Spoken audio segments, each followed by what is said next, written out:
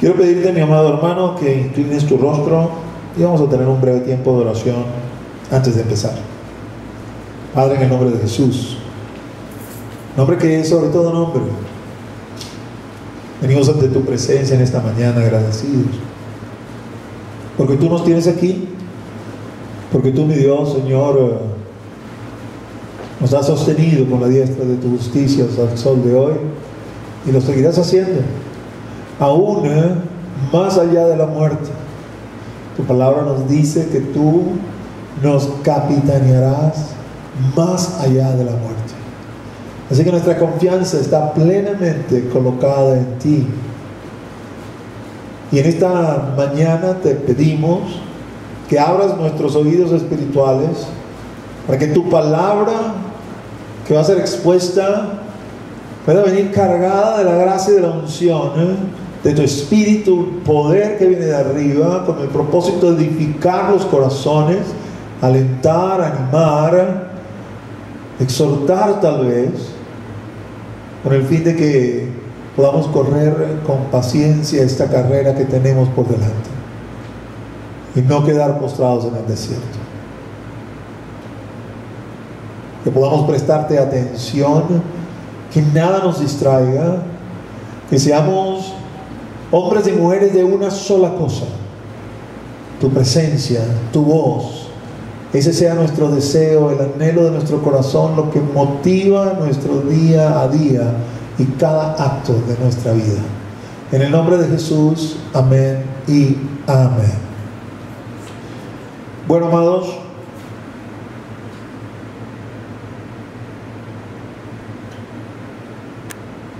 voy a iniciar hoy una serie de prédicas que tiene que ver con el Espíritu Santo de Dios. Espíritu Santo de Dios.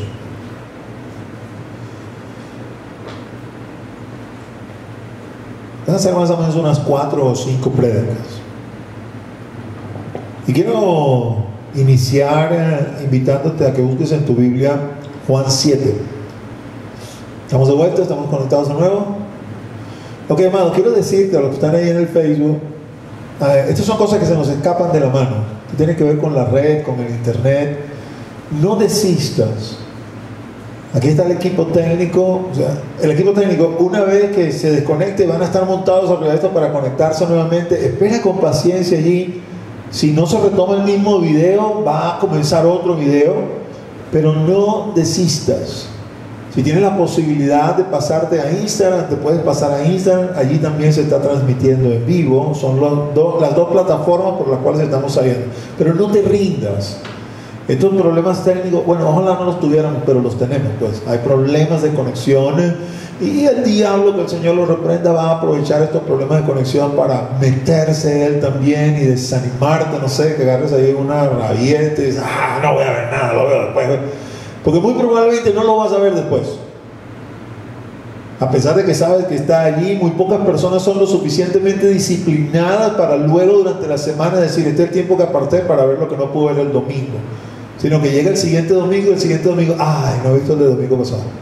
Entonces, tengo un poquito de paciencia.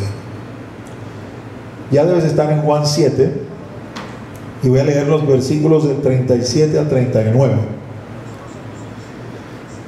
Y en el último y gran día de la fiesta, Jesús se puso en pie y alzó la voz diciendo: si alguno tiene sed, venga a mí y beba. El que cree en mí, como dice la Escritura, de su interior correrán ríos de agua viva. Esto dijo del Espíritu que habían de recibir los que creyesen en Él, pues aún no había venido el Espíritu Santo, porque Jesús no había sido aún glorificado. Y vamos a tomar como punto de partida esta porción del Evangelio, estos 2 versículos del Evangelio de Juan.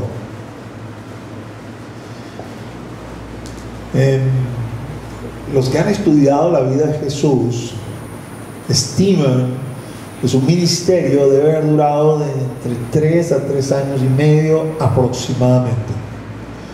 En función de lo que narran los evangelios, ¿no? Ciertos puntos claves que narran los evangelios, donde puede determinarse una línea cronológica para ver cuánto tiempo duró el ministerio de Jesús. Sabemos, eso está claramente escrito, que inicia cuando tiene 30 años, pero luego hay que como que estudiar con detalle Mateo, Marcos, Lucas, Juan, para ir viendo estos hitos, estos puntos, estas referencias, y finalmente, vamos a decir, la mayoría llega a esa conclusión: de 3 años a 3 años y medio fue el ministerio de nuestro Señor. Todo esto para ubicarnos en el momento que Él dice esto. Por eso te estoy comentando estas cosas. Esto es en la fiesta de los tabernáculos. Ya te he dicho en otras oportunidades que el Evangelio de Juan no es exhaustivo en cuanto al ministerio de Jesús desde su inicio, sino que va como que saltando en el tiempo puntos importantes o discursos importantes que consideró el apóstol reportarnos, hasta llegar finalmente al punto donde quiere, que es esa última semana, particularmente la última noche, donde Jesús habló mucho con sus discípulos, ¿no? Entonces, en el capítulo 7 ya estamos aproximadamente en 2 años y medio de ministerio. Él sube a Jerusalén a la fiesta de los tabernáculos, pero sube de último, escondido. Ya lo andaban buscando para matarlo, ya su fama era conocida, y entró como que no sé, como un espía, y como que nadie lo viera, pero finalmente pues se dio a conocer y la gente supo que estaba en la fiesta. La fiesta de los tabernáculos es una de las 3 fiestas obligatorias para los judíos, de subir a Jerusalén y celebrarlas allí en Jerusalén. En principio Jesús había dicho que probablemente no iba a ir, pero luego se presentó y todos estaban atentos a qué iba a hablar, o qué iba a decir, o qué iba a hacer. En el último y gran día de la fiesta, Jesús se puso en pie y alzó la voz diciendo.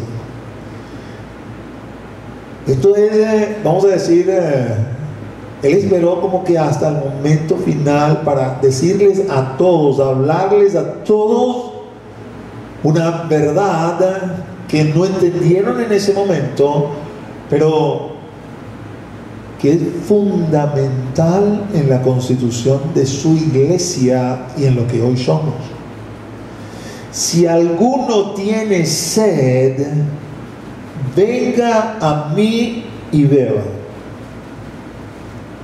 El que cree en mí, como dice la Escritura, de su interior correrán ríos de agua viva. Aquí este versículo nos plantea algunas dificultades, porque en la Escritura que conocemos, de Génesis hasta Malaquía, que era la Escritura que manejaban en aquel entonces, no hay ningún versículo que textualmente diga lo que Jesús está afirmando acá. Hay referencias, por ejemplo, en Isaías 55, donde el Señor invita a todos aquellos que tienen hambre y que tienen sed: vengan acá, compren sin dinero, beban, coman. Aquí en el Evangelio hace una referencia acerca de Él mismo, ¿no? Si alguno tiene sed, venga a mí y beba. Es como que ya va. Queda como que un elemento ahí que no logras comprender, ¿no? Es un poco así como el asunto también relatado en Juan, pero en el capítulo 4 con la samaritana, donde la samaritana, frente a esa invitación de beber, le dice lo obvio: ya va, tú no tienes cómo sacar agua del pozo, ¿de dónde me vas a dar de beber? Y ahí el Señor le dice: yo te estoy hablando de un agua de vida eterna, te estoy hablando de algo que es espiritual. Y hay también una referencia en Ezequiel cuando habla del templo, del nuevo templo, en los capítulos finales de Ezequiel, donde se dice que de este nuevo templo, justo del trono de Dios, va a manar un río, y ese río, en la medida que se va extendiendo, se va haciendo más ancho y más caudaloso, es un río de agua de vida. Ezequiel dice: todo lo que entra en el río vivirá. Algunos, déjenme expresarlo de esta forma. Los cristianos, nosotros, ¿no? Nos vemos muchas veces como iguales.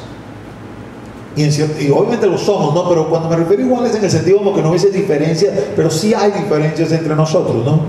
Era fácil, por lo menos entre los judíos, ¿no? Ese nombre judío, ese mote judío los abarcaba a todos, pero dentro de los judíos había los saduceos, los fariseos, los esenios, los celotes, los escribas, y había, digamos, varios grupos. Todos eran judíos, pero había varios grupos. Particularmente los saduceos y los fariseos eran, vamos a decir, los más conocidos, al menos en la época de Jesús, los más nombrados allí en los evangelios y en las escrituras. Una de las características de los saduceos era que no creían en las cosas espirituales. Pablo, que era fariseo, aprovechó esto en una oportunidad cuando vio que quienes lo estaban confrontando mayoritariamente eran fariseos, para decirles delante de todos: oye, lo que me están confrontando son por asuntos espirituales. Rápidamente los fariseos se pusieron del lado de él, porque los fariseos sí creían en las manifestaciones espirituales, mientras que los saduceos no. Dentro de los cristianos tenemos nuestros saduceos, increíblemente, pero tenemos nuestros saduceos, porque pareciera una contradicción. ¿Cómo es posible que tú seas cristiano y no creas en las cosas espirituales? Pero esto es una realidad. El hermano Howell Lindsey, en su libro La agonía del gran planeta Tierra, escrito por allá en los años 70 aproximadamente, dice que él se impresionaba con unas encuestas que habían hecho. No sé si la hizo el Instituto Berna, que es uno de los que se encarga de hacer números en medio de los cristianos en los Estados Unidos, que los hombres y las mujeres que se están graduando de los seminarios para ser de pastores en las iglesias, casi un 50% de ellos no creía que la resurrección del Señor había sido real, que era como una leyenda, como que un cuento de camino, pues, ¿no? Y cuando agarran versículos como este, como no hay una referencia en la Escritura, ¿saben? Comienzan como que a diluir. Yo bendigo al apóstol Juan, que para evitar eso, porque el apóstol Juan sabía bien lo que estaba diciendo, hace como una aclaratoria que nos impide elucubrar acerca de esto. Y dice de una forma clara, inspirado por el Espíritu Santo, esto dijo del Espíritu que habían de recibir los que creyesen en Él. Y aunque no está citando ninguna escritura como tal, es evidente que se refiere a Ezequiel 36, hablando del nuevo pacto, 25 al 27, donde el versículo 27, el Padre dice: y pondré mi espíritu en ellos, en nosotros. Esto dijo el Espíritu que habían de recibir los que creyesen en Él, pues aún no había venido el Espíritu Santo, porque Jesús no había sido aún glorificado. Y uno pudiera, muchos teólogos y muchos, yo no sé cómo llamarlos, ¿no? Pero es como que asesinos de la fe, por decirlo de alguna manera, porque son cristianos, pero aplican tanta academia al libro de los libros que terminan diluyendo su poder, y en lugar de avivar a los nuevos creyentes, es como que los desaniman, ¿no? Mi pastor decía: los seminarios son la tumba de la fe, porque su aproximación tan académica a los textos y a todos los elementos, queriendo hacerlo como la academia del mundo, ¿no? Que no está mal que no tenga unos ciertos niveles, pero esos niveles no pueden contradecir lo que tiene que ver con el espíritu, lo que tiene que ver con la parte espiritual, porque eso es la esencia. Cuando Juan dice esto, comienzan a decir: ya va, pero algo está equivocado aquí, porque ¿cómo es eso de que aún no había venido el Espíritu Santo? Si Génesis en su primer capítulo nos dice que el Espíritu de Dios se movía sobre las aguas. El Espíritu Santo está presente desde el inicio de la creación. Antes de que fuesen creados los cielos y la tierra, el Espíritu de Dios ya estaba allí. Es evidente que se refiere a una manifestación nueva del Espíritu Santo que va unida al hecho de que Jesús ha sido glorificado. Y que la misma Escritura nos los va a revelar y nos los va a mostrar y nos va a enseñar y nos va a hacer entender a qué se está refiriendo. 6 meses aproximadamente, si calculamos que su ministerio era o fue de 3 años, 6 meses antes, en la fiesta de los tabernáculos, Jesús hizo este anuncio. Hizo este anuncio: el que tenga sed, venga a mí y beba. El que cree en mí, como dice la Escritura, de su interior correrán ríos de agua viva. Y los discípulos también están allí y escucharon eso. Y probablemente quedaron ponchados. Pero si Él lo dijo, así es. Ya nos los explicará, ya nos lo dirá. Esto es tan importante. Voy a hacer un salto, ¿no? Para después regresarme, porque voy a estar trabajando mucho con el libro de Juan. Cuando voy al final de Juan, en Juan 20, y veo lo primero que hizo el Señor una vez que había sido glorificado, tiene que ver con este anuncio que había hecho 6 meses antes de que lo entregaran, 6 meses antes de ser crucificado, morir y resucitar. Juan 20, 19 al 22 dice de esta forma: cuando llegó la noche de aquel mismo día,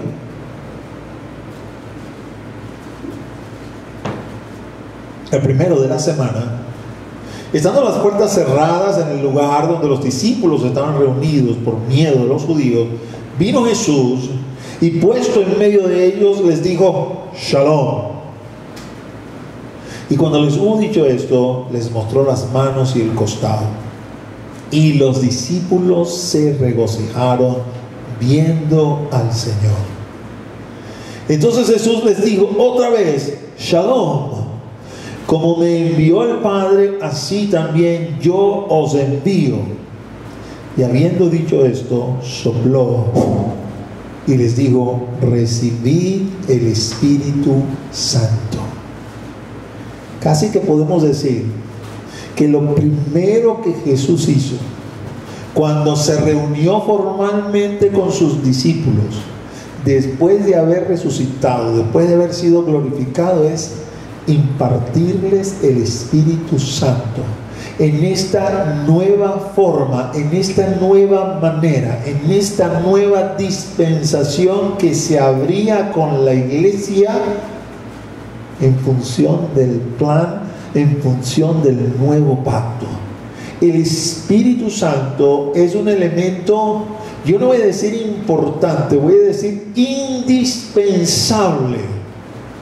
Tan indispensable que Pablo dice en Romanos capítulo 8 que si tú no tienes el Espíritu de Cristo dentro de ti, en tu espíritu, no en tu intelecto, en tu espíritu, no eres de Cristo. Por eso es que hoy en día hay tanta confusión. Media humanidad, mundo occidental, cree que son cristianos y lo dicen abiertamente.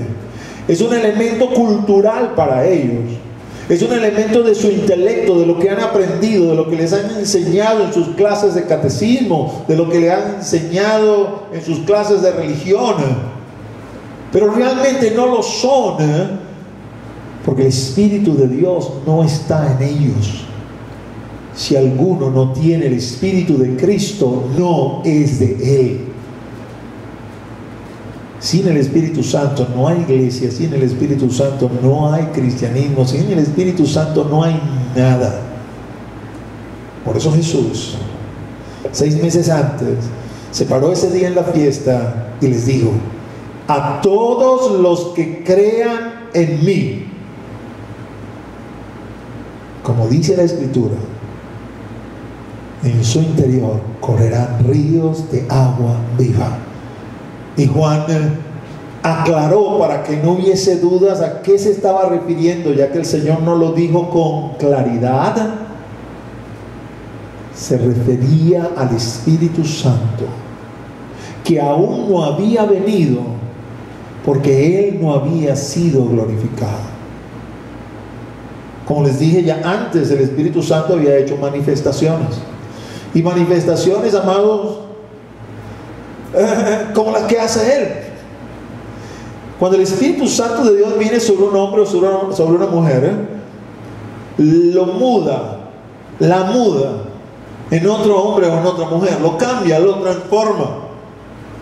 Y quedan elementos, vamos a decir, notorios y a veces hasta escandalosos para marcar un punto de cambio, un punto de inflexión. Y cuando digo escandaloso, no a los ojos de Dios, sino a los ojos de los hombres.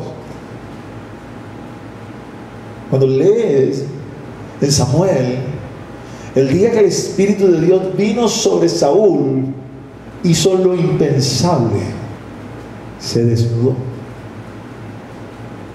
y se unió a una compañía de profetas y comenzó a profetizar. Y la gente se asombró.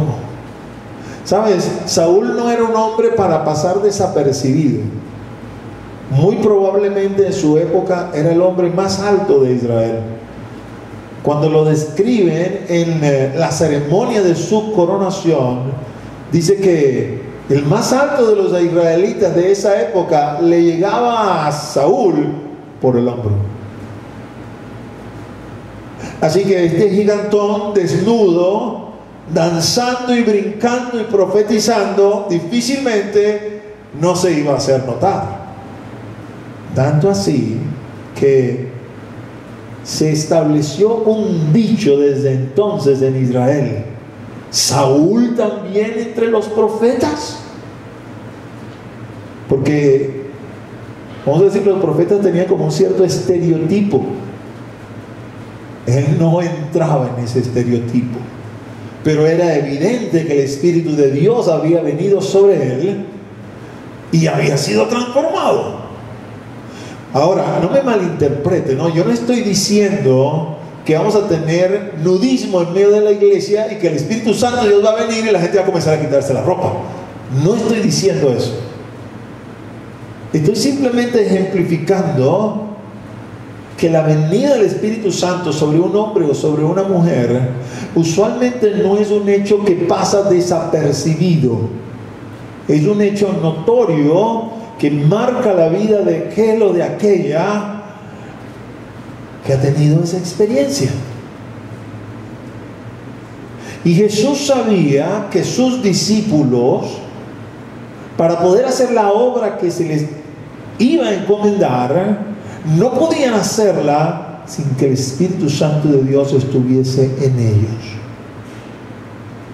Y de alguna manera, vamos a decir, repitiendo el modelo que Él mismo estableció. Porque Jesús, después de ser bautizado en agua, el Espíritu de Dios vino sobre Él, dio testimonio de Él: este es mi Hijo amado en quien tengo complacencia. Y de ahí lo llevó al desierto para ser probado. Y desde ese entonces Jesús, lleno del Espíritu Santo, comenzó a hacer la obra de Dios. Estos discípulos estaban allí asustados. Jesús había muerto. Era domingo, desde la mañana estaban escuchando rumores de que Jesús había resucitado. Probablemente para este momento ya los 12 de Maús estaban allí con ellos, diciéndoles que es así, Él resucitó. María Magdalena no le está echando cuento de camino: no se robaron el cadáver, no, eso que usted, no, es así, caminó con nosotros, cuando partió el pan se desapareció. Nos impresionamos tanto que nos regresamos corriendo solamente para decírselo, aún en plena noche. Y probablemente estaban en esta discusión cuando Jesús, puertas y ventanas cerradas, simple y llanamente apareció en medio de ellos. Y todos se quedaron pasmados. Pero los saludó amigablemente, les mostró las manos y el costado para que vieran. No fue que no morí y me estoy sanando y mis heridas se están cerrando. No, es que me morí. Mi cuerpo dejó de circular sangre. Es imposible que mis heridas cicatricen y se sanen porque realmente me morí. Quedaré con estos huecos eternamente solamente para mostrarles a otros que en efecto morí y resucité. Y cuando se dieron cuenta de esto, se gozaban.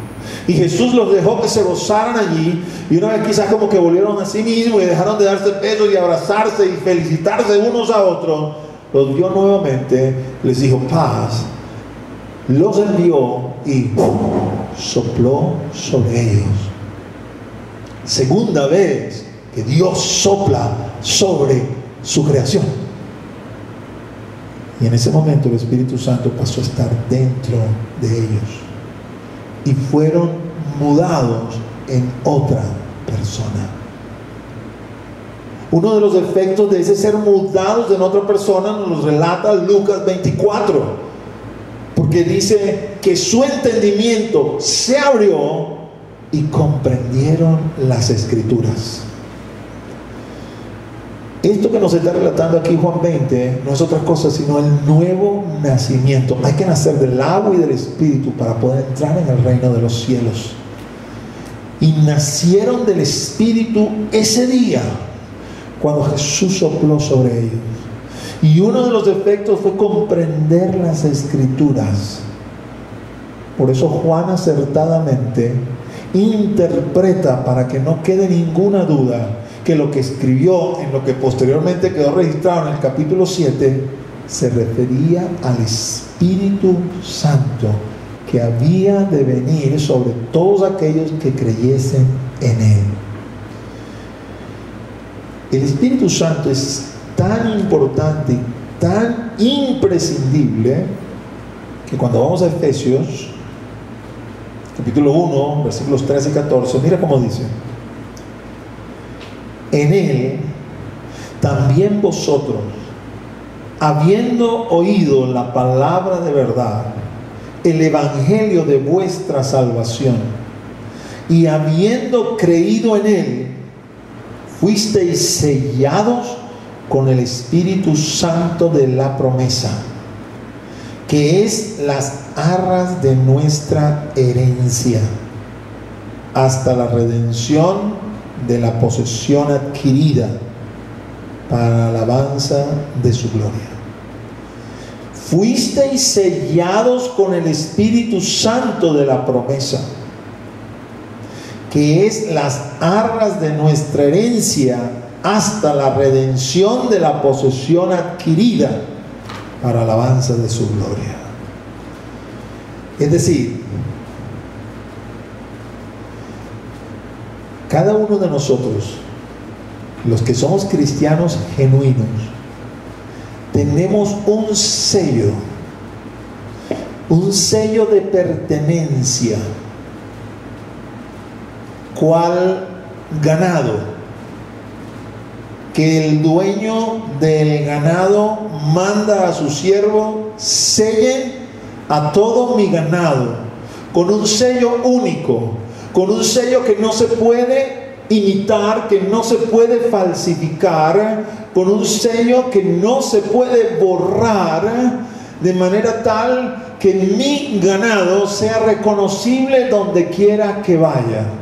Que si alguien por alguna misteriosa razón se le ocurriese robarlo, podemos ir hasta ese lugar y revisar todo el ganado, y el mío lo voy a conseguir porque tiene un sello único que nadie puede imitar, y es el Espíritu Santo de Dios. ¿Sabes?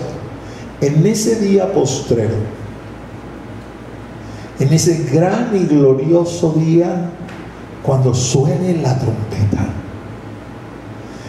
y el mismísimo Jesucristo, Dios Hijo, comience su descenso sobre la tierra, y con voz de mando, con voz de arcángel, con trompeta de Dios, anuncie: los santos ángeles serán enviados a los 4 rincones de la tierra para examinar a toda la humanidad, viva o muerta, porque los muertos van a resucitar primero y los vivos van a ser transformados.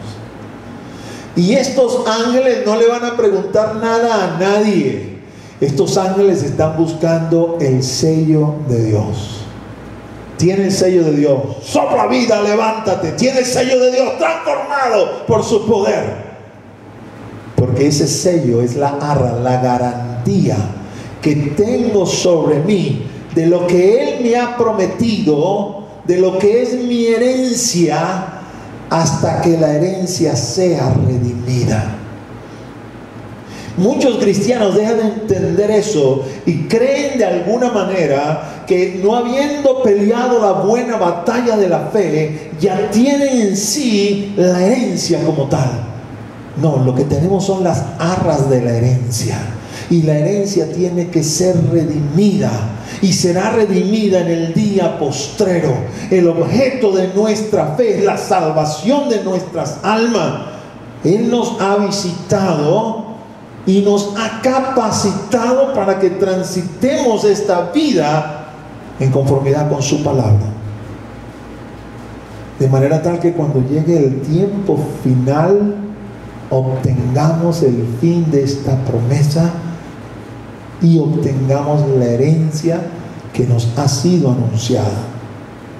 Y para aquellos momentos de duda que todos los tenemos y que todos lo atravesamos, el Espíritu Santo de Dios en nosotros es el sello, es la arra, es la garantía de que todo esto es real, de que nada de esto es mentira, que cuando todo se termine, cuando todo se acabe, seremos manifestados como lo que verdaderamente somos. Pero esto no se lo puede inventar nadie. El Espíritu Santo de Dios es real y está dentro de nosotros. Y en el momento que rendimos nuestra vida a Él, que pudimos haber rendido nuestra vida y ser sido bautizados en el mismo momento, ya sería otra prédica hablarte a propósito de por qué los bautismos no se hacen en el momento que creemos, a raíz de toda la tradición de la iglesia, pero en el momento que creemos. Juan 7: todo aquel que cree en mí, no todo aquel que se bautice en mí, todo aquel que cree en mí. Lo primero es creer. Todo el que cree finalmente se va a terminar bautizando porque va a obedecer a Dios. Todo el que cree en mí, en su interior correrán ríos de agua viva.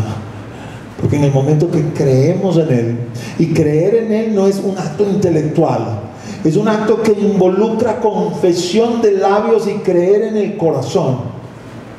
Porque confiesa con su boca que Jesús es el Señor y cree en su corazón que Dios le levantó de los muertos, será salvo. Y esa combinación perfecta la conoce solamente Dios, y cuando nos escucha confesando y mide nuestro corazón y hay lo perfecto, lo que Él anda buscando, y el Espíritu de Dios viene sobre nosotros y somos mudados en una nueva persona, nacemos de nuevo, somos parte de la iglesia, las arras de Dios nos han sido encomendadas, su sello nos ha sido colocado, le pertenecemos por la eternidad. Y de ahora en adelante el Espíritu de Dios nos va a guiar, nos va a dirigir, el Espíritu de Dios nos va a encaminar para que podamos transitar con éxito esta carrera que se llama vida. Y voy a poner eso vida entre comillas, ¿no? Porque esto es solamente, o preferiría más bien llamarlo, el preámbulo de la vida. Así que, mis amados, estudiar el Espíritu Santo, saber del Espíritu Santo, experimentar, vivenciar el Espíritu Santo es fundamental para nosotros como creyentes. Hoy voy a dar a vuelo de pájaro al menos 5 funciones que tiene el Espíritu Santo, y de cada una de ellas luego vamos a hablar en una prédica aparte. Me regreso entonces a Juan y vamos a Juan 14. 6 meses después, Jesús está celebrando su última Pascua, la cuarta Pascua que celebró en su tiempo ministerial. Pero después puede sacar esa cuenta, se pone en el libro de Juan y lo ve y lo saca la cuenta y se da cuenta, valga la redundancia, que wow, esta era la cuarta Pascua que estaba celebrando en su tiempo de vida ministerial. Pero esta fue diferente a las otras 3. Y esa noche que él sabía que iba a ser entregado, comenzó a hablarle a sus discípulos. Y no era que las otras noches no hubiese hablado, las otras Pascuas, pero lo que dijo fue tan importante que Juan estimó, esto hay que reportarlo, esto hay que escribirlo. tiene que quedar un legado para la posteridad, de manera tal que los discípulos sepan qué pasó esa noche, qué dijo esa noche el maestro, y puedan, al igual que nosotros, hablando como si fuera Juan, beber de la misma verdad que nosotros bebimos ese día. Y en Juan 14, ya Judas no estaba allí, Jesús dice lo siguiente, versículos 16 al 18: y yo rogaré al Padre, y os dará otro consolador, para que esté con vosotros para siempre, el Espíritu de verdad, al cual el mundo no puede recibir, porque no le ve ni le conoce, pero vosotros le conocéis, porque mora con vosotros y estará en vosotros. No os dejaré huérfanos, vendré a vosotros. Todos aquellos que dicen: estoy solo, me siento solo, arrepiéntete. Levanta tu mirada a Él, pídele perdón, porque en el momento que dice me siento solo, estoy solo, estás de alguna manera negando su palabra. Puedes sentirte solo, porque el sentir es una emoción, pero la fe mata el sentir, porque no nos movemos por vista, sino que nos movemos por fe. Cada vez que te sientas solo, vea la palabra y lee versículos como este: no os dejaré huérfanos, vendré a vosotros. ¿Sabes? Me estoy sintiendo solo, pero no le hago caso a mi alma. A mi alma le digo: aquíétate, alma mía. Le hago caso a tu palabra, y aunque no sienta nada, aunque me sienta solo, yo sé que tú estás aquí, porque no me has dejado huérfano. Y no es que estás aquí conmigo, que lo estás porque Él es omnipresente, es que estás aquí dentro de mí, porque soy morada y templo del Espíritu Santo de Dios. Y pudiera ser que en esa declaración de fe, allí solito, solita donde estás, que comienzas a argumentar, de repente sientas dentro de ti un silbo apacible que te diga: sí, yo estoy aquí. Y comiences a experimentar el poder del Consolador. ¿Sabes? Cuando Jesús comienza a describir 6 meses después acerca de esto que te hablé, que te dije, que es una promesa para todo aquel que cree en mí, lo primero que indica es: te voy a dar otro consolador. Jesús es el consolador. ¿Sabes? Caminar con Jesús esos 3 años, sentir de alguna manera, vamos a decir, todo lo que sentimos como seres humanos, pero estando Jesús allí, era como el equilibrio que necesito en mi vida. Cuando me vuelvo loco, cuando se me vuelan los tapones, cuando creo que me voy a morir, y lo despierto, y Él me mira y me dice: ¿por qué temes si yo estoy aquí? Y esas palabras producen consuelo. Sí, a lo mejor me siento avergonzado y digo: ay, verdad, que torpe he sido, maestro, perdóname. Pero Él nos ama. Y a pesar de que nos regaña, pues ese es un regaño, vamos a decir, amoroso, como para decir: yo estoy aquí, yo te consuelo. Maestro, conseguimos a uno que está ahí hablando de ti, pero le dijimos que no hagan eso. El que no es contra mí, por mí es. Y era como que te volvía el equilibrio a la vida cuando escuchaba su voz. Y de repente Él se va, y tú dices: ¿qué vamos a hacer ahora? Él dice: no te preocupes, te voy a dar otro consolador. ¿Sabe? Podía decir: te voy a dar otro Señor, otro que te mande, que te diga qué tienes que hacer. Te voy a dar otro que te reprenda, que te castigue. No, lo primero que dijo, porque no es que el Espíritu Santo no nos mande, no nos reprende, no nos castigue, porque sí lo hace, pero lo primero que dice es: te voy a dar otro consolador, que esté con ustedes para siempre. Y rápidamente lo define, no queda así como eso que dijo 6 meses atrás, sino que aquí lo define: es el Espíritu de verdad. Y si habían escuchado el discurso con atención, sabían que se estaba refiriendo al Espíritu que estaba dentro de Él, porque unos versículos antes les acababa de decir: yo soy el camino, la verdad y la vida. Así que el Espíritu de verdad iba a venir sobre ellos, pero no solamente sobre ellos como para estar con ellos, que era figura de Jesús que estaba allí, sino que dice, porque estará en vosotros. Y tú sabes, a lo mejor no entendieron completamente ese día,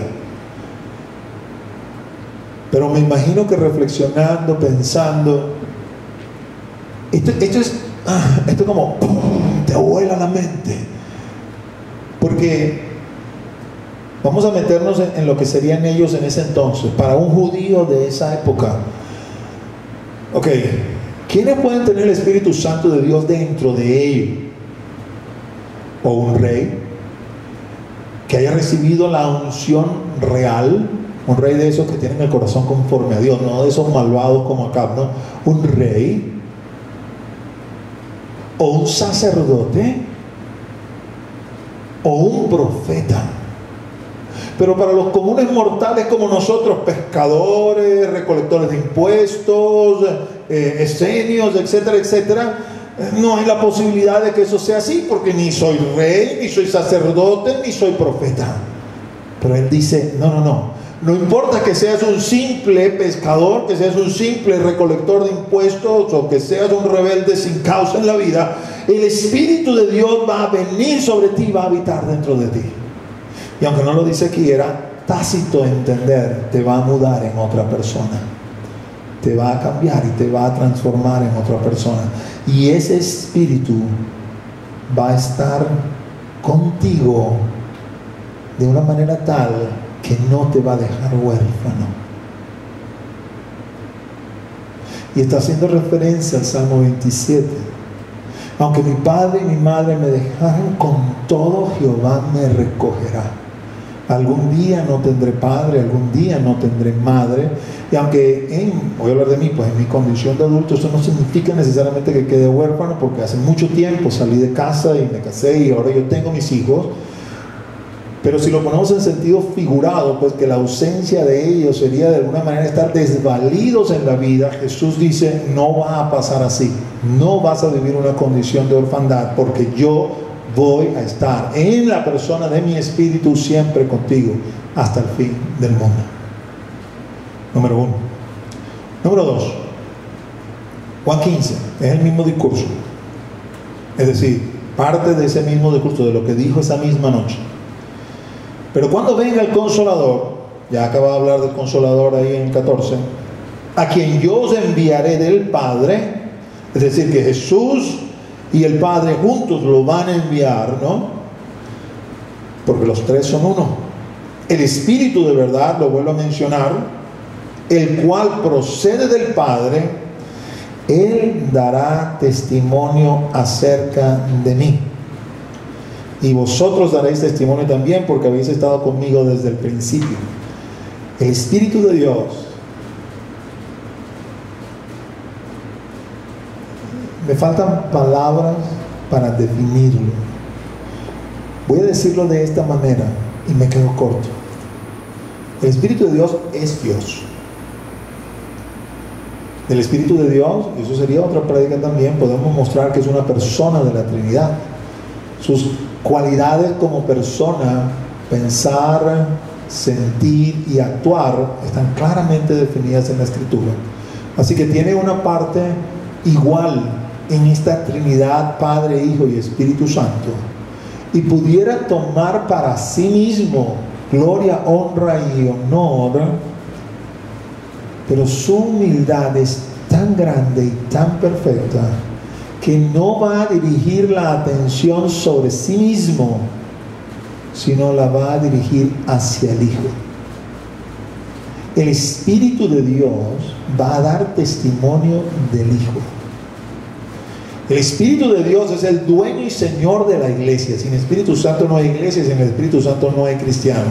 Y Pablo asegura en Corintios que el Espíritu es el Señor. Y donde está el Espíritu del Señor, allí hay libertad, dice Pablo. Pero a pesar de que Él es el Señor, porque lo es, porque es Dios, no dirige la atención sobre sí mismo. Eso no quiere decir que yo no pueda orar o darle gracias al Espíritu Santo, o que no pueda hablar en su nombre. No, los profetas del Nuevo Testamento, uno al menos, el único del cual nos dan un ejemplo en el Nuevo Testamento, que es el profeta Agabo en el libro de Hechos, a semejanza de sus homólogos del Antiguo Testamento, en el momento de levantarse y hablar, mientras que aquellos, bajo, vamos a decir, la que era la dispensación del Padre, decían, así dice Jehová, este decía, así dice el Espíritu Santo. Y aunque era el Espíritu Santo que hablaba, no atrae la atención sobre sí, sino que la lleva al Hijo. Porque el Hijo, el heredero, el dueño del trono, a quien estamos esperando, y no solamente lo esperamos nosotros, lo espera el Espíritu Santo también. ¿No te han preguntado en algún momento por qué Apocalipsis 22 dice, el Espíritu y la novia dicen ven? Alguien pudiera pensar o decir, ya, pero ¿por qué el Espíritu va a decir ven? ¿O por qué la novia va a decir ven y el Espíritu no puede responder quién va a venir si ya estoy aquí? Es que hay un plan perfecto donde cada uno de los miembros de la Trinidad conoce y sabe cuál es su labor y respeta su función el uno con el otro, y a pesar de que son dioses, un único Dios, es decir, son de la misma naturaleza, cada uno respeta la obra del otro. El Espíritu da gloria al Hijo y el Hijo da gloria al Padre. Ese es el orden. Y el Espíritu no ha venido a soliviantar ese orden. Y podemos conseguir en Hechos capítulo 2, por ejemplo, que nos habla que estos discípulos en efecto dieron testimonio. Y Hebreos capítulo 2 bien interesante porque dice, y junto con ellos testificó el Espíritu Santo de Dios, haciendo prodigios, señales y milagros. Es decir, los discípulos eran los instrumentos a través de los cuales fluía el poder, y parecía que eran ellos que lo hacían, pero no eran ellos, era el Espíritu Santo de Dios que lo hacía a través de ellos. Y de esa forma el Espíritu daba testimonio de Jesús. Juan 16, sigue el mismo discurso. Ese discurso va desde el 13 hasta, bueno, comienza en el 12 en realidad, desde el 13 hasta el 17. Un único discurso de Jesús reportado en Juan. Juan 16, versículos 7 y 8 dice, pero yo os digo la verdad, os conviene que yo me vaya, porque si no me fuera el Consolador, así que estamos conectados exactamente con el mismo del que estamos hablando del 14, no vendría a vosotros, mas si me fuere os lo enviaré. Y aquí nos revela una gran verdad. El accionar de la persona de Dios sobre la paz de la tierra está en función del plan que ellos mismos han ideado. Está diseñado para que, vamos a decir, cada uno de ellos ministre a la humanidad en conforme a lo que han determinado. Y mientras Jesús estaba aquí, el Espíritu, por boca del mismo Jesús, no podía venir en la forma que tenía que venir para la iglesia. Y por eso les dice, a ustedes les conviene que yo me vaya. Óyeme, si tú eres uno de los discípulos, hubiera dicho, no me conviene, discúlpame, de eso no me vas a convencer, no me conviene que tú me vayas. Imposible. Un Pedro podría decirle, si tú te vas, ¿cómo voy a caminar sobre las aguas? Y si me hundo, ¿quién me va a levantar? No entiendes, Pedro, pero ya lo vas a entender. Porque este Consolador, en función de lo que dice el 14, no solamente va a estar con ustedes, va a estar dentro de ustedes. No me lo puedo quitar de encima, con el perdón de la expresión. No hay lugar o sitio donde yo vaya, no hay acción u obra que yo haga, no hay palabra que yo diga donde Él no esté, donde Él no escuche, donde Él no participe, porque Él estará conmigo siempre. Les es más ventajoso que esté Él aquí que esté yo, es lo que nos está diciendo Jesús. Y estando Él aquí, va a ser útil a nosotros, los discípulos, porque Él, no nosotros, no mi verbo, no mi oratoria, no mi lógica, Él convencerá al mundo de pecado, de justicia y de juicio. Sabes, hemos tenido grandes hombres de Dios sumamente bien preparados. Pablo de Tarso, por ejemplo, era un hombre preparado, el hombre que Dios preparó para la obra que había que hacerse. Pero aparte de esa preparación, era un hombre culto, era un hombre estudiado, era un hombre versado, había sido levantado a los pies de Gamaliel, uno de los grandes de la época también. No era como Pedro o como Juan, desde la perspectiva de su preparación académica o de su preparación religiosa.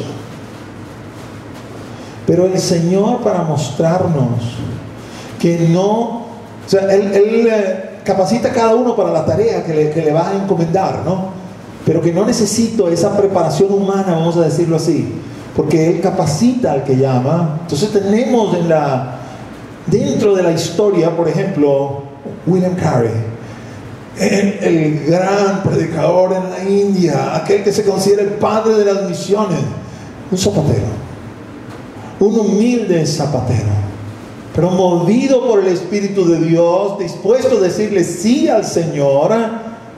Sobre los hombros de Carey hay cualquier cantidad de convertidos, y no solamente de convertidos, de hombres y mujeres movidos a hacer la obra, a hacer la tarea, porque este simple carpintero creyó y se movió en el poder del Espíritu Santo.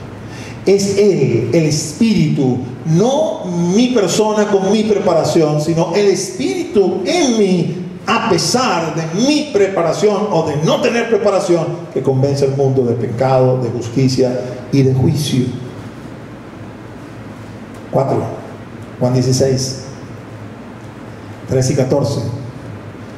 Pero cuando venga el Espíritu de verdad, Él os guiará a toda la verdad, porque no hablará por su propia cuenta, sino que hablará todo lo que oyere y os hará saber las cosas que habrán de venir. Él me glorificará, porque tomará de lo mío y os lo hará saber. ¿Sabe? Esto no voy a predicar de esto todavía, lo voy a hacer después, pero quiero darte así como unos tips, ¿no? Cuando me dice, hablará todo lo que oyere. Todo lo que habla papá y el Señor, el Espíritu lo oye. Dice, mira, es una conversación tóxica, privada, entre el Padre y el Hijo. Pero como tú eres parte de todo esto, tú eres hijo también, te lo voy a decir, pero no se lo digas a nadie. Todo lo que Él oyere, en esas conversaciones celestiales entre los tres, Él nos lo hará saber. Jesús les dijo a sus discípulos, todavía tengo cosas que decirles, pero todavía no son capaces de sobrellevarlas. Pero no se preocupen, no se van a quedar sin saberlas. El Espíritu se las va a hacer saber, porque Él los va a guiar a toda verdad. Hoy en día hay muchas cosas que no podemos tipificar dentro de la Escritura, y saber qué hacer no es fácil, pero el Espíritu nos guiará a toda verdad. Él nos va a enseñar todas las cosas y nos va a decir las cosas que han de venir. Entonces andamos confiados en la vida, porque si quiero ponerlo quizás en términos jocosos, bueno, tenemos nuestro propio, vamos a decir, espía particular, que sabe lo que fue, lo que es y lo que será, que no nos va a dejar a oscuras en la vida, en el cual podemos confiar completa y totalmente, porque Él está con nosotros hasta el fin del mundo. Y finalmente, 5, Hechos 1, versículos 7 y 8.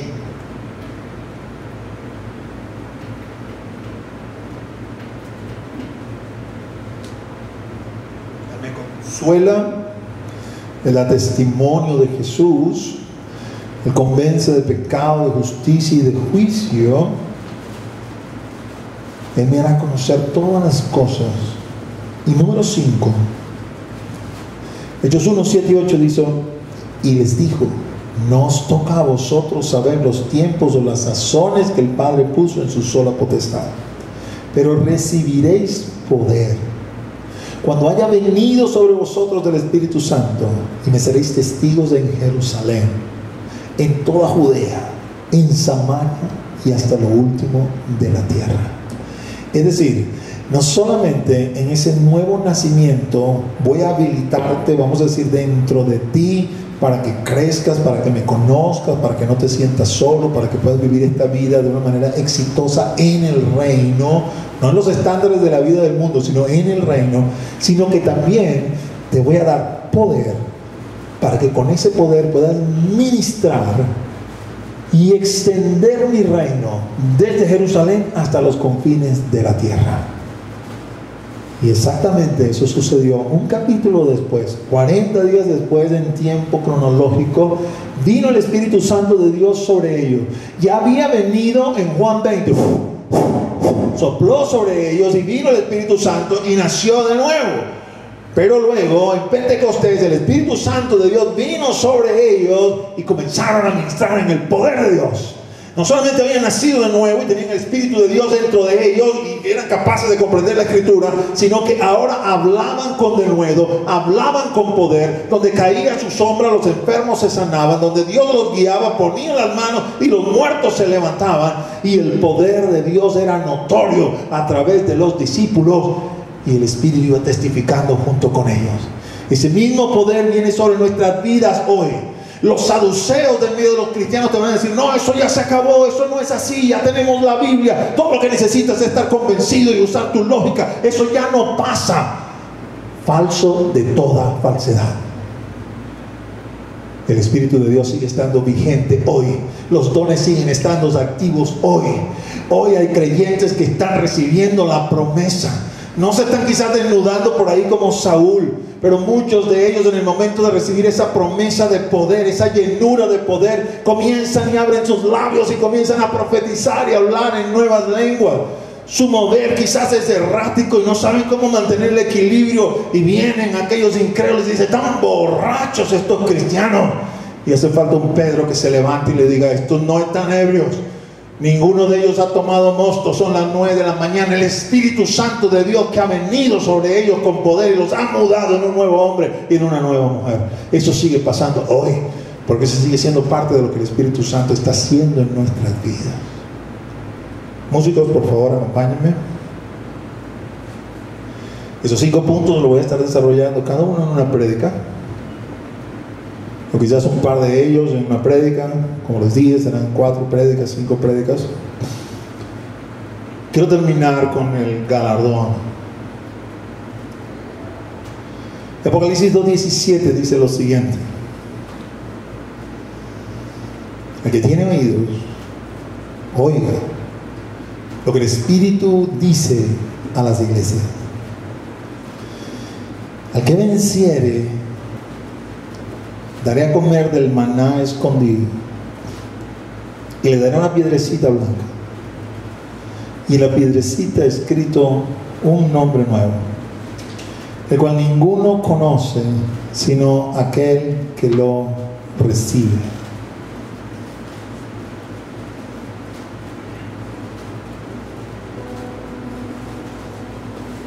¿Sabes?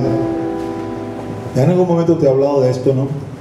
Y te he dicho que realmente no es que sé mucho de este galardón como tal, ¿no?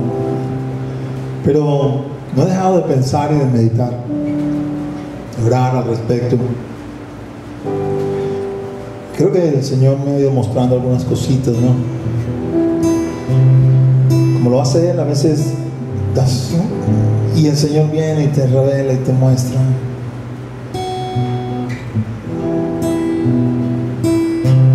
El Espíritu Santo de Dios te muda en nuevo hombre, en una nueva mujer, literalmente te cambia el nombre. ¿Sabes? Y quizás es un nombre que todavía no conocemos, no sabemos, pero ese nombre está, ¿no? Y es algo así como, permítemelo expresártelo en términos de hoy día, ¿no? Para tratar de entenderlo. Hay países como por ejemplo los Estados Unidos, en su sistema de justicia tienen un elemento que llaman protección de testigos.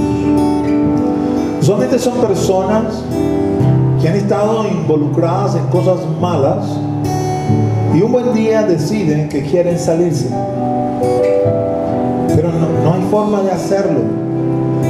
Están tan comprometidos, están tan inmersos en este mundo, que no tienen forma real de poder librarse por ellos mismos.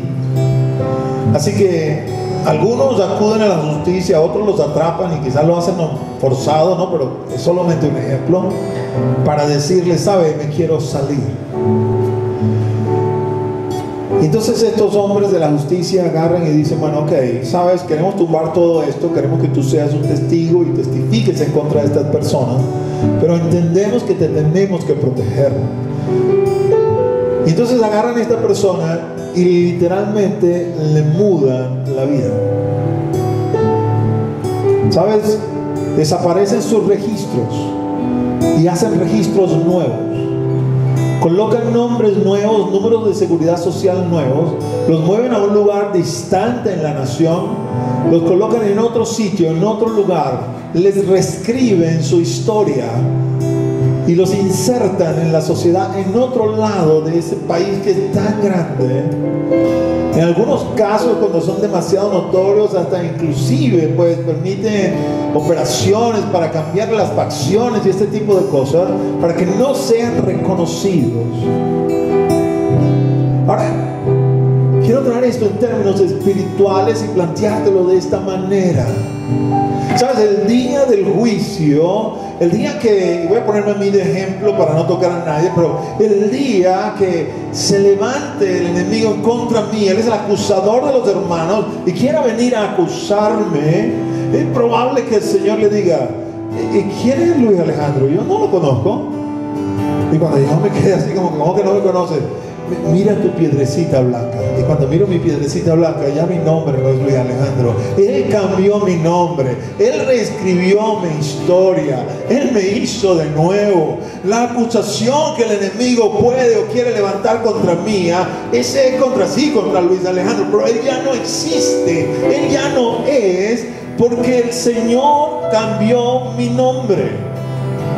¿Sabes? Cuando el Señor cambiaba el nombre de las personas, ya no será tu nombre Jacob, ya no será más el suplantador, tu nombre será ahora Israel, el que combatió con Dios y venció.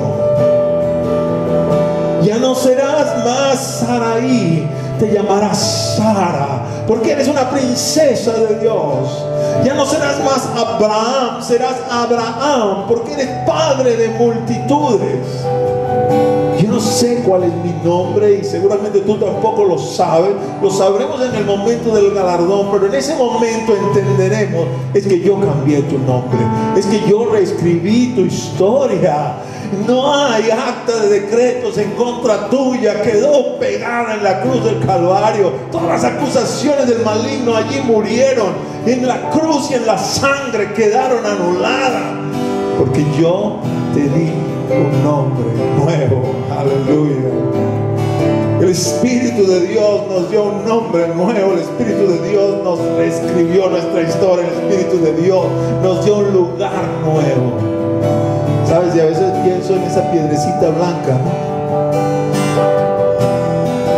Son obviamente elementos quizás representativos, ¿no? Pero yo digo, bueno, será así quizás como el carnet de los hijos, ¿no? Y cuando estemos ahí en el reino, que se meta la mano en el bolsillo, por decirlo así, y saque algo y todo el mundo ve la piedrecita blanca, ese es uno de los hijos. Tiene la piedra blanca, ese es uno de los hijos. Porque solo los hijos tienen esa piedra blanca que los identifica, ¿no? Tremendo, mis amados. Tremendo, tremendo. Dios es bueno y su misericordia es para siempre. Estamos invirtiendo y construyendo para la vida que viene luego, que ya está todo determinado. Y el Señor nos llama a ser parte de ello. No vendamos nuestra primogenitura por un plato de comida. No permitamos que otro tome nuestra corona. Asumamos los que nos toca. Peleemos la buena batalla de la fe. Sabes, hay maná escondido. Sabes, el maná escondido es el maná que colocaron dentro del arca. Ese maná es especial, ¿no? Porque el maná se podría, cada día se podría podrirse, todos los días. El que te daban para Shabbat duraba 2 días y luego también putrefacción. Pero este lo metieron dentro del arca y jamás se pudrió. Ese maná escondido será parte de nuestra comida y una piedrecita blanca con un nombre nuevo que en ese entonces conoceremos. Y será un nombre que nos agradará y que nos identificará, un nombre único. Solo una mente brillante como la de Él podrá tener un nombre individual para cada uno de los miles de millones que conformamos su iglesia. Porque no habrá, vamos a poner nuestros nombres actuales, otros Luises allí que digan Luis y, no sé, 1 millón, levanten la mano. No, único, individual. Cuando nos llame por nuestro nombre, más nadie va a voltear, voltearemos solamente nosotros. Heme aquí, Padre, dígame. Porque más nadie tiene ese nombre, solamente tú. Más nadie tiene mi nombre, solamente yo. Así es su sabiduría y su grandeza. Ponte de pie, levanta tu mano y vamos a orar. Oye, ¿sabes? Quiero decirte algo. Porque cuando preparaba todo esto, el Espíritu Santo me hacía sentir, yo voy a ministrar hoy en medio de mi pueblo. Yo me voy a hacer sentir hoy en medio de mi pueblo. Yo hoy voy a dar liberación, yo hoy voy a dar sanidad. Mi poder se va a hacer notorio en medio de mi pueblo. Yo hoy voy a hacer que algunos de ustedes sean llenos de mi espíritu y allí donde están comiencen a hablar en otras lenguas. Allí donde están comiencen a profetizar. Y yo lo creí y le dije, Padre, yo no sé qué van a pensar de mí, pero yo lo voy a decir igualito y le voy a pedir, sabes, si estás enfermo, ponte la mano allí donde tienes el dolor. Estás aguardando la promesa de Dios, pon tus manos sobre tus labios y quizás vas a sentir un fuego que va a comenzar a consumirte. Deja que ese fuego fluya y comienza a hablar en las nuevas lenguas que el Espíritu Santo te está dando que tú hables. Estás atormentado con pensamientos, pon tu mano en la cabeza, porque hoy el Espíritu te va a enseñar a usar el escudo de la fe para que puedas defenderte de esos pensamientos, y te va a enseñar a usar la espada del Espíritu para que puedas contrarrestar las fuerzas del maligno. Pero hoy hay movimiento del poder de Dios en medio de la iglesia cristiana hoy con Cristo, para la gloria del Señor. Así que ahí donde estás, ponte de pie y levanta tus manos y dile al Señor, yo creo, Señor, yo soy de los que creen para vida eterna, y hoy estoy aquí para que tú vengas sobre mi vida y ministres sobre mí conforme a tu poder y conforme a tu potencia. Espíritu Santo de Dios, muévete con poder en medio de la congregación. Derrama sanidad en aquellos que están necesitando sanidad, Señor. Aquellos que están afectados, Señor, de coronavirus. Aquellos que están afectados, Señor, de problemas de la atención. Aquellos que están afectados, Señor, con problemas reumáticos. Aquellos que están afectados, Señor, con problemas en su columna. Aquellos que están afectados, Señor, con problemas en su cervical, Señor. Ven sobre ellos ahora, Señor, y ministra sanidad, Señor. Aquellos que están atormentados, Señor, ven y llévate esos pensamientos de tormento, Señor. Enséñalos, Señor, a manejar la espada del Espíritu. Enséñalos, Señor, a levantar el escudo de la fe, Señor. Y aquellos, Señor, que están orando, clamando y pidiendo, Espíritu, ven sobre nosotros con poder. Llénalos hoy con tu poder, Señor. Que comiencen allí donde están, Señor, a hablar en nuevas lenguas, Señor. Que comiencen a profetizar en el poder del Espíritu Santo de Dios. Que lenguas de fuego se abran, se monten sobre sus cabezas, Señor, y glorifiquen, Señor, en el reino espiritual, Señor, la presencia de tu Espíritu con poder sobre él o sobre ella, Señor. Porque hoy hay manifestación de tu gloria, Señor, en medio de tu congregación y en medio de tu iglesia, Señor. Aleluya, Señor. Santo, santo, santo es tu nombre, Señor. Muévete, Señor. Muévete, Señor. Hay niños que están siendo sanados hoy. Hay niños que tienes ahí en tu casa que están siendo llenos del poder de Dios en esta hora, y tus ojos no dan crédito a lo que estás viendo, porque están hablando en nuevas lenguas y están moviéndose en el poder de Dios. Aleluya, Señor, porque hay que ser como niños para poder entrar en el reino de los cielos. Hay poder de Dios moviéndose en medio de la congregación. El cielo está bajando a la tierra, está tocando la tierra el día de hoy, en medio de esta iglesia local. Es tiempo de crecer, es tiempo de subir un escalón, es tiempo de moverse en el poder que Él nos ha prometido y que Él nos ha señalado. Aleluya, aleluya, aleluya, aleluya. Santo, santo, santo es el Señor. Gloria, gloria. Santo. Aleluya.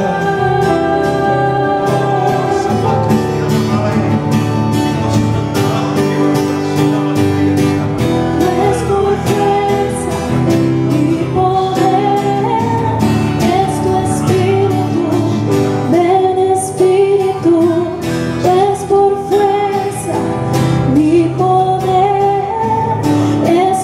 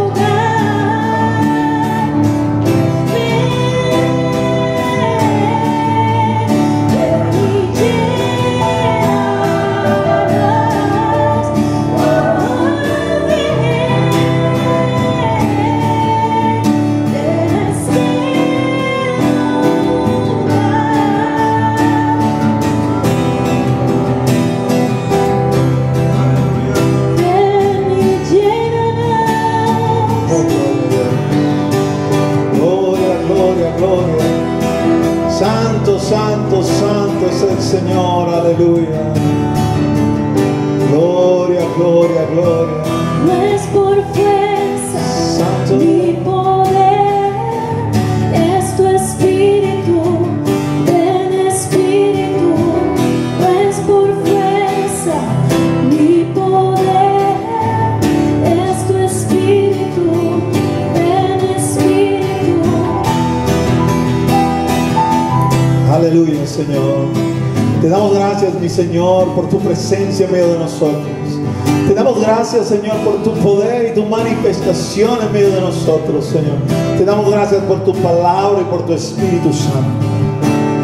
Bendigo la congregación, cada uno de los que ha estado aquí conectado, cada uno, Señor, de los que ha estado aquí pendientes de tu palabra, Señor, reciban tu bendición, paz que sobrepasa todo entendimiento, llene su corazón y su mente para ser guardados y gobernados en Él y por Él.